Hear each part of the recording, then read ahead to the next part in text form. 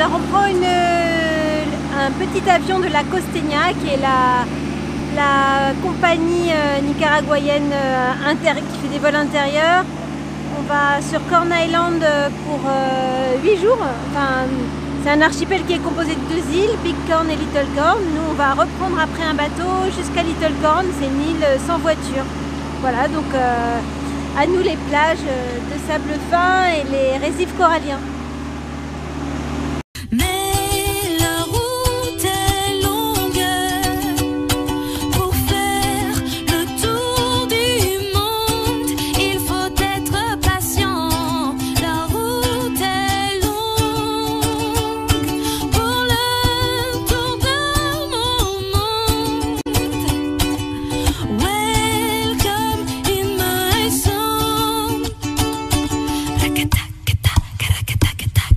Bienvenue sur les îles de Corn Island.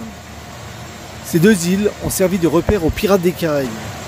Aujourd'hui, situées à 75 km des côtes du Nicaragua, il faudra vous rendre à Big Corn, puis ensuite prendre un ferry pour Little Corn, la plus petite des îles. Sur notre maison à Little Corn, on va rester une semaine. Parce qu'ici il fait chaud, c'est tropical. Donc notre maison au dernier étage, on a panneau photovoltaïque, eau chaude thermique. Bon, bien sûr, une citerne avec une pompe, parce que les gens n'ont pas l'eau courante, et donc il faut la faire soi-même. Ah bon, là, c'est une antenne, pour te montrer, une antenne pour l'internet, en fait, qui reçoit l'internet pour, s'ils n'ont pas de ligne, sur l'internet sur le dernier kilomètre. Et là, on a la plage de l'Est, et puis qui a 5 minutes à pied. La plage du Nord, on la voit pas, mais elle est à 5 minutes, et la plage de l'Ouest, elle est derrière, et elle est à 10 minutes. Voilà, et là c'est notre maison, on est sur 2-3 étages, on est tranquille. Et on va aller faire de la plongée. Eh, vous êtes où? Vous êtes où? On est là. Oh là là. Ouais, mes cheveux.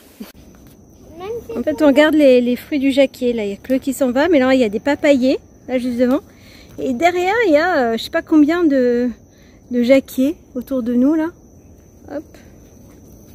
Voilà, on est sur un petit chemin dans l'île. En fait, ce qui se passe, c'est que les Coréens ont donné de quoi faire une ferme solaire. Et pour une raison qu'on ignore, cette ferme solaire n'est toujours pas raccordée au réseau de l'île et continue à avoir un groupe électrogène de 13 h à 6 h du matin. L'électricité est coupée de 6 h du matin à 13 h pour faire des économies. L'électricité est très chère. Alors que là, il y a une ferme solaire qui pourrait au moins la journée leur assurer toute leur électricité gratuitement, puisque la ferme elle est installée, et pour des raisons qu'on ignore, tout le monde nous dit qu'elle ne produit rien. C'est vraiment dingue. Là, Olivier court après les policiers pour essayer de leur poser la question, pour dire que nous menons l'enquête. Alors, une chose qu'on a remarqué, ou enfin en tout cas qui est dans les îles Cornes importante, c'est qu'en fait ici ils parlent autant espagnol que anglais, j'ai envie de même dire américain, parce qu'il y a un peu un style reggaeman,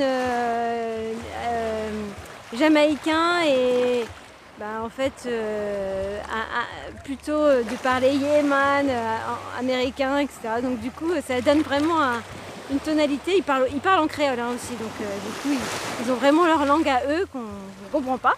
Mais voilà, donc ça c'est assez... on est dans une autre ambiance en fait que dans le reste du Nicaragua.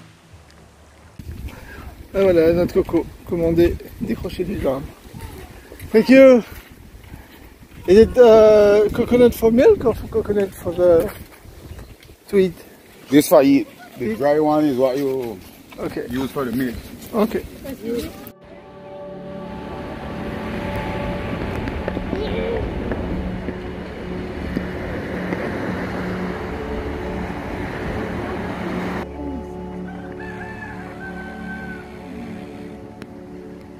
ne sais pas où est passée Juliette.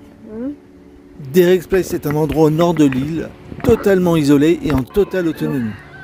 Juliette en a profité pour passer son premier niveau de plongée sous-marine, l'open water. T'as enlevé ton masque, tu l'as mis où?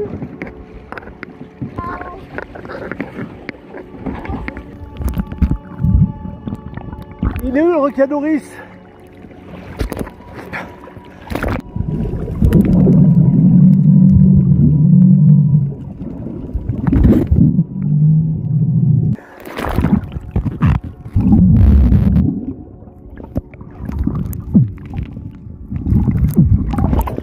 Alors, tu l'as vu le requin?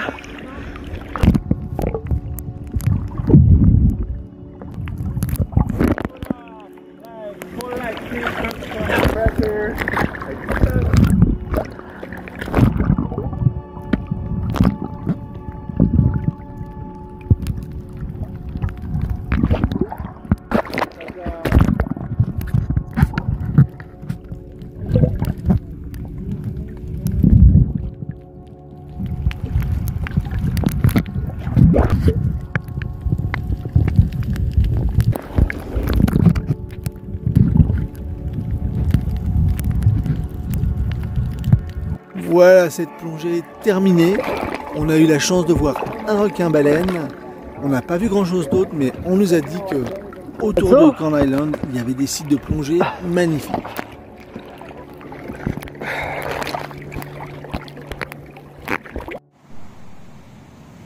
Corn Island était à l'origine peuplée de peuples amérindiens, les Miskitos. Puis, contre leur gré, les esclaves rebelles ont été déportés sur ces îles. Ces îles servaient également de refuge aux pirates. Aujourd'hui, ce sont le peuple Garifuna qui habite l'île. Au niveau politique également, l'île reflète les turpitudes des empires européens et américains. Au XVIe siècle, anglais, puis espagnol, puis anglais. Début XXe, lors de l'indépendance du Nicaragua, elle est louée par le Nicaragua aux USA.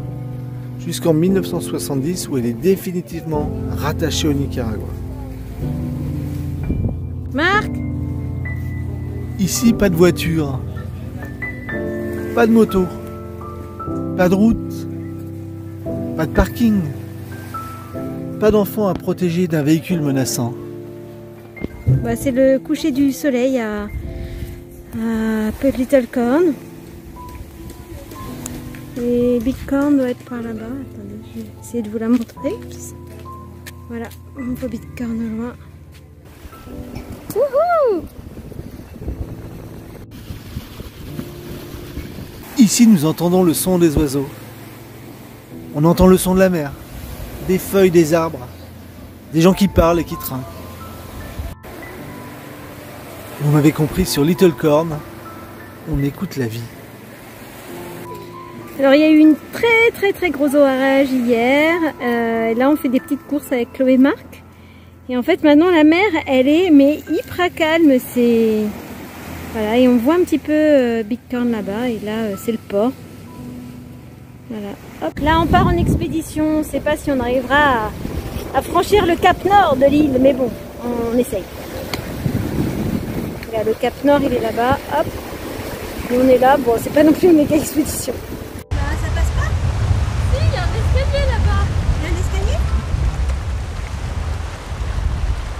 Sur Little Corn, les journées défilent.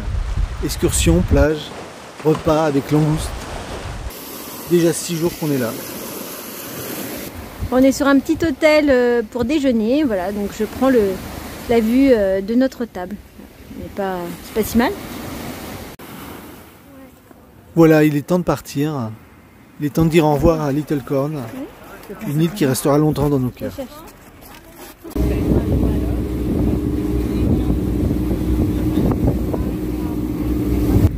Bienvenue à Corn Island. Big Corn.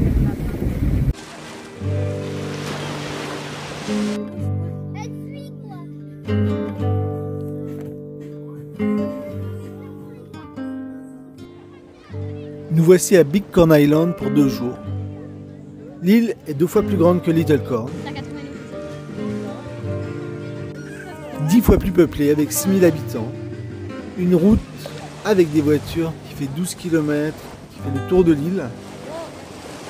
L'île vit essentiellement du tourisme avec de nombreux hôtels et de la pêche à la langouste. Les plages ici sont superbes. Mais l'ambiance du bout du monde de Little Corn nous manque. Alors voilà, ça y est, on a fini notre séjour sur les îles du maïs, les Corn Island. On est venu en fait en avion de Managua, même si ça coûtait quand même assez cher, pour s'éviter 2 jours de transport et aussi le ferry qui visiblement est assez, rend assez malade. Donc c'est 7 heures de bus jusqu'à Bluefield et après on aurait enchaîné avec un ferry pendant 6 heures pour arriver jusqu'à Bighorn et après on prend une petite lancha pour une demi-heure pour Little Corn. Donc nous on a pris un vol Managua directement Bighorn, voilà, on s'est offert ça. Et du coup on a gagné du temps et puis on était assez rapidement sur Little Corn. Little Corn c'est une île assez paradisiaque hein, mais qui est complètement sans voiture, sans motorisation. En fait on marche et puis les gens transportent les choses avec des brouettes ou des charrettes à Ambara, mais voilà, il n'y a pas aucun bruit, donc le calme absolu. Et puis une côte sous le vent très belle, très avec un récif qui a l'air assez beau. Bon, on n'a pas beaucoup plongé, donc on l'a vu de loin souvent, mais il a l'air d'être à la hauteur de ce qu'en disent les gens. Et une côte sous le vent ou de côté du port, qui est plus calme, moins venteux. On a bien aimé les bungalows qu'on a loués à la fin, côté sous le vent, parce qu'il y a cette brise marine continue qui est vraiment hyper agréable. Et puis cette eau turquoise à nos pieds pour le faire, pour se baigner. Voilà. Donc un super séjour. Aujourd'hui on est sur Bighorn pour une journée et voilà, on profite de Picnic Center. C'est un endroit où on peut manger, où il y a une très très belle plage assez calme puisqu'elle est sur la côte sous le vent. Et voilà, donc du coup on est là pour notre dernière journée. Demain matin, vol pour Managua.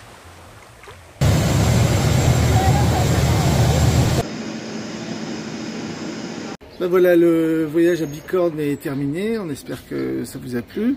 N'hésitez pas, comme d'habitude, à nous mettre un pouce bleu ou à vous abonner. Allez, bon voyage!